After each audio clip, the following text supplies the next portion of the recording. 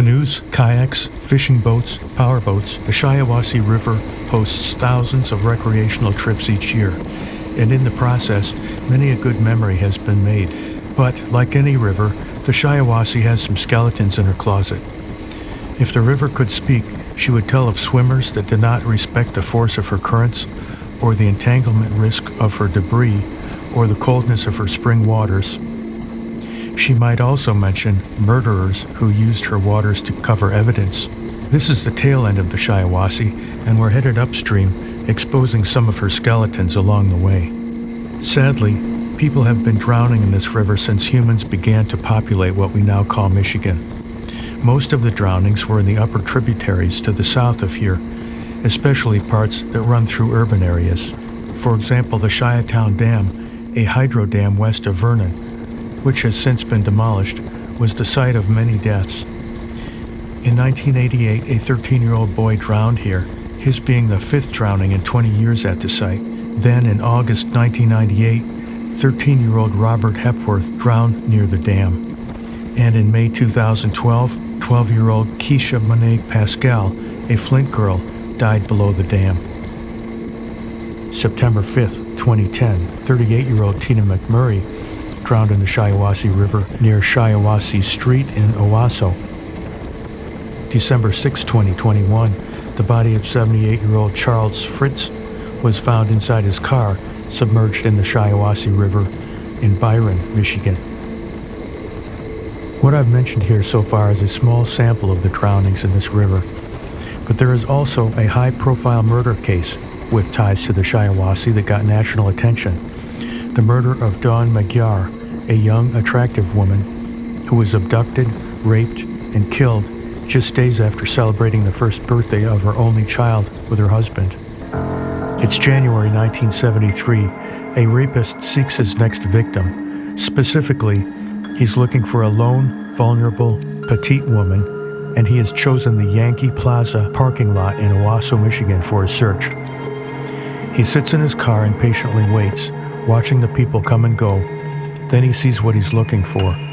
A young woman, halfway across the parking lot, parks her vehicle, gets out, and walks into the grocery store. She is driving a pickup truck and she is alone. He's not about to repeat his mistake of 12 years ago near the college. No, this time he will do it right. Experience and prison time are good teachers. They have taught him two very important lessons. His victim must be alone, and when he's done with her, he must kill her. After she enters the store, the rapist starts his vehicle and moves it to the empty parking spot right next to where her pickup is parked, turns off his engine, and waits. Inside the store, Dawn finishes her shopping, the usual things, plus a few things for her beautiful 1-year-old son, whom she already misses. She briefly chats with a friend while in the checkout line, then pays for her purchases and walks out of the store. After seeing his target emerge from the store, the rapist starts his car, lowers his head, and pretends to be reading a road map as she makes her way across the parking lot to her truck. Out of the corner of his eye, he watches her place her bags of groceries in her truck right beside him. Then he lifts his head, makes a quick scan of the area, and springs into action. He quickly opens his car door and grabs her before she climbs into her pickup. In the process, her keys are knocked from her hand and scattered to the ground.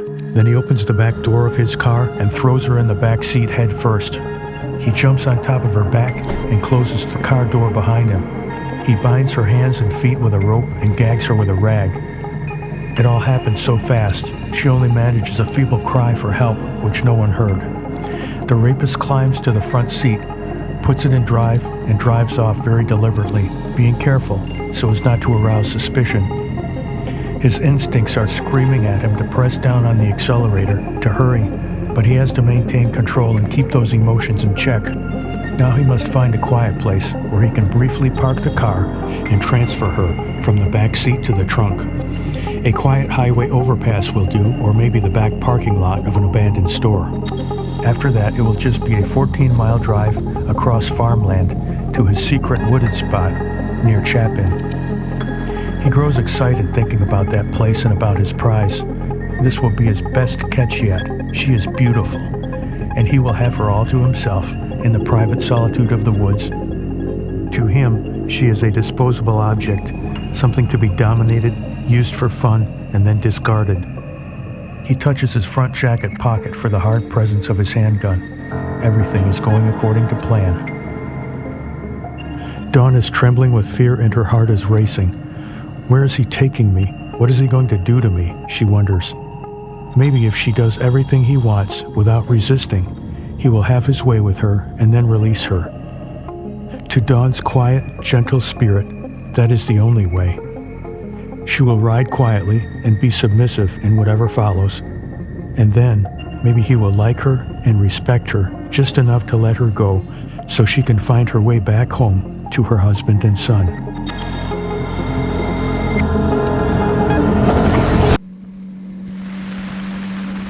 After Dawn did not return home that evening, a massive search ensued involving 4,000 volunteers, but she was not found. She remained missing until early spring of the same year, when on March 4th, her body was found by two young boys in Saginaw County who were in the woods tapping maple trees to collect sap for maple syrup. The medical examiner found that Dawn Magyar had been raped and then shot in the back and twice in the head with a .22 caliber firearm. Through careful examination, police were able to determine the brand of bullets retrieved from Dawn's body. 2 bullets were Remington and the third was a Winchester. The date and time of her death could not be determined. The following year, in June of 1974, a rusty Rohm brand .22 caliber revolver was found on the dam just north of Highway 21 in the Shiawassee River, where it runs through Owasso. The rusty gun contained 3 shell casings that matched the brand of bullets found in Dawn's body, 2 Remington and a Winchester. 2 years later, her wallet with photo ID was found on the opposite bank of the Shiawassee. Following this 1976 find, the police ran out of leads and the case went cold.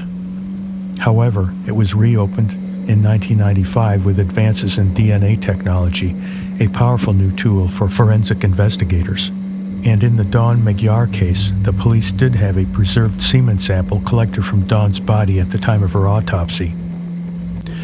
On continuing the investigation, the Rohm pistol was traced to a pawn shop in Arizona, where police learned it was purchased by a Robert Shaw, who freely admitted that he used to own the pistol. Shaw was cleared of any wrongdoing through DNA testing. Shaw told police that he remembered his ex-wife dating a Gerald Wingeart soon after he split with her, and that Gerald may have stolen the gun because it had come up missing about the same time. Investigating Gerald Wingeart, police found that he had been convicted in 1961 for the rape of a blind University of Michigan student and the armed robbery of her escort. That happened back in '61 when Gerald was only 20, a married engineering student at U of M. For the rape and armed robbery convictions, he served only an 8-year prison sentence, getting out in '69. Following his release, he worked as a long-haul trucker and lived in multiple states. When police learned about Wingeart in connection to the Dawn Magyar murder case, he was 60 years old, living a quiet life in the town of Centerline, Michigan, with his 4th wife. Extracting DNA from cigarette butts in Wingeart's trash, police found that his DNA profile was an exact match to the semen DNA signature from Dawn's body. Gerald Wingeart was arrested in 2001 and charged with the murder of Dawn Magyar. He was tried in November of that year. His defense claimed that Gerald had had consensual sex with Dawn and that she was murdered hours after that by the real killer. However, the jury didn't buy it, and Wingeart was found guilty of premeditated murder. He couldn't be charged with kidnapping or rape because the statute of limitations had run out for those crimes. 60-year-old Gerald Wingeart was sentenced to spend the remainder of his life in prison without the possibility of parole. He appealed the conviction, but the Michigan Appeals Court rejected his appeal. He then appealed that decision to the Michigan Supreme Court, and the High Court also rejected his appeal. Dawn's mother, Eleanor, and brother Larry were alive to see justice served for Dawn, but Dawn's father, Ralph Swan, had passed away back in 1988. A disturbing side note, at the time of his conviction, Wingeart was under suspicion for the rape and murder of 16-year-old Laura McVeigh near Hubbardston, Michigan, but that case was thrown out of court because the police had violated Wingeart's rights in their pursuit of evidence, and that case was never solved. Gerald Wingeart spent the rest of his life in prison and died there at age 81 in the summer of 2022.